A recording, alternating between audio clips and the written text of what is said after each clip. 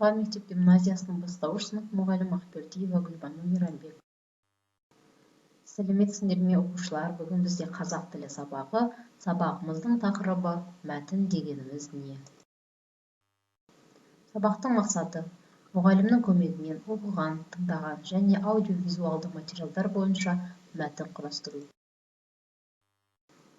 Сабақ бастамас бұрын психологиялық дайындық жүргізіп өтейік. Шырылдады қоңырау, біз сабақты бастаймыз, партамызға отырып, табыс тілеп көзбенен жаңа білім алуға, алға қадам бастаймыз. Енді балалар, мен сендерге үй жұмыс ретінде Дарын онлайн платформасына кіруді тапсырған болатымын. Дарын онлайн платформасынан қазақ тілі сабағын таңдап, мәтін дегеніміз не тақырыбында берілген видео сабақты тыңдап, тест тапсырмаларын орындау қажет болатын.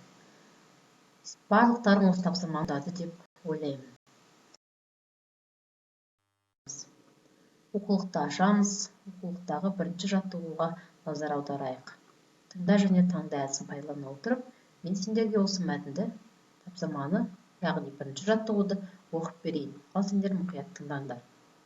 Бірінші, ұстазым, Үнжу апай, алғашқы, менің, бұл жерде сөздер берілген. Екінші, мынау сынып бөлмесі, Айжан кітап оқығанды ұнатады, бұл жерде сөйлемдер берілген. Үшінші, сынып бөлмесінің ауасы таза, оның терезелері үлкен, әдемі парталар үш қатарға тізіп қойылған, мұғалім үстел мен орындығы бөлменің оң жағында тұр. Енді сендерге берілген тапсырма оқушылар, осы үш тапсырманың қайсысы мәтінге жатады? Егер сендер Дарын онлайнда берілген видео сабақты тыңдаған болсаңдар, бұл жерден сендерге мәтінді табу оңай болады деп ойлаймын. Ал ендеше ойланып көрейік.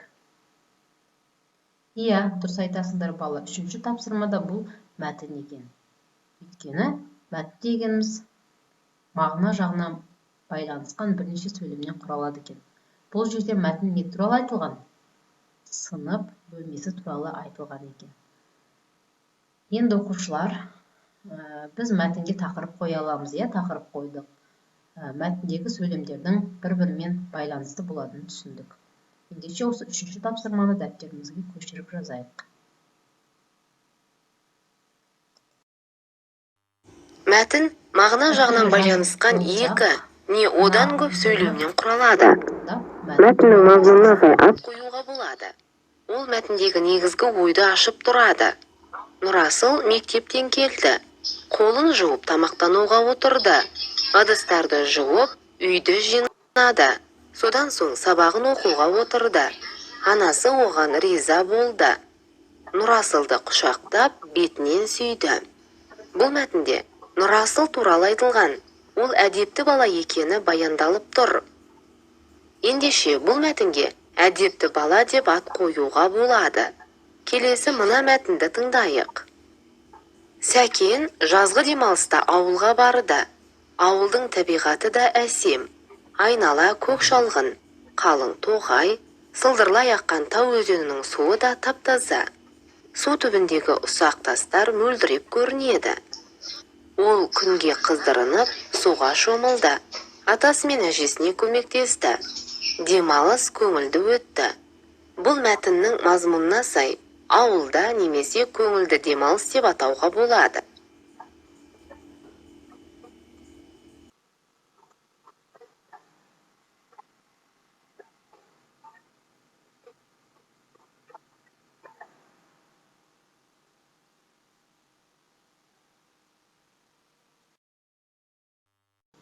Енді балалар видеоны тыңдап болса, келесі тапсырмамыз коллаж әдісін пайдаланып мәтін құрастырамыз. Мына жерде өздерің көріп отырғандай бірнеше сурет берілген, яғни қай мезгілге байланысты суреттер берілген? Көз мезгіліне байланысты суреттер берілген. Ендеше осы суреттерді қатыстыра отырып, біз көз мезгілі туралы мәтін құрастырайық.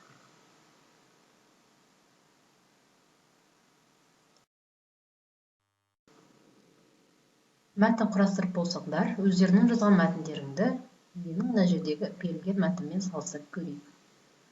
Күз мезгілі. Күз керемет мезгіл. Күз айлары қыркүйек, қазан, қараша. Күзде сары жапырақтар жерге түседі.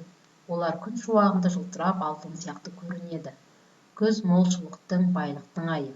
Күзде жеміс-жидектер піседі. Адамдар егін жинауға кіріседі. Құстар жылы жаққа ұша бастайды. Күн суытады, жиі-жиі жаңбыр жауады.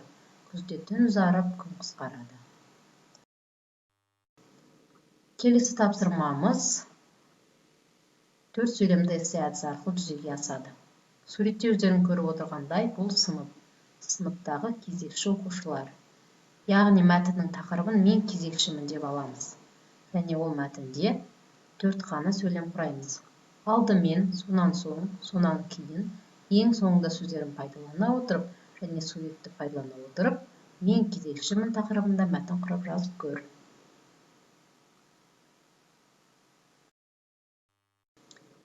Ендеше оқушылар мәтін жазып болсақ, эссе жазып болсақ, мен кезекшімін тақырыбындағы эссені менің жазған эссеммен салыстырып көрейік. Алдымен терезені ашып, сыныптың ішін желдетемін. Сонан соң орындықтарды дұрыстап қоямын. Сонан кейін тақта сүртілмей қалса, тақтаны сүртіп, тақта сүртетін су мен шүберекті тазалап жуып, келесі ауысымға дайындап қоямын. Ең соңында гүлдерге су құйып шаң сүртемін.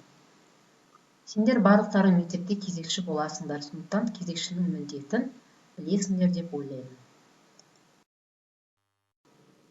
Енді оқушылар сабағымызды қорытындылайық. Сабағымызды біз сұрақтар жаңбыры әдісімен қорытындылаймыз.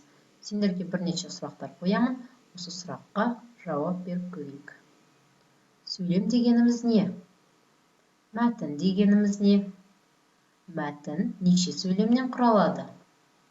Мәтін құрамындағы сөйлемдер қалай байланысады? Қане ойланып жауап беріп көрейік. Сұрақтарға жауап беріп болған болсақ, жауаптарымен салыстырып көрейік. Сөйлем дегеніміз біршама аяқталған ойды білдіретін сөздер тобы. Мәтін мазмұны жағынан өзара байланысқан екі не одан да көп сөйлемнен құралады. Сөйлемдер мағынасы жағынан байланысады екен. Ендеше оқушылар, бүгінгі сабақта өзіміздің түсінгеніміз бойынша осы жерде бағалау критерийлері берілген. Бүгінгі сабақта орындаған тапсырмаларды өздерің бағалау критерийін оқи отырып, өз-өздеріңді бағалап көріңдер. Сонымен сабағымыз аяқталды.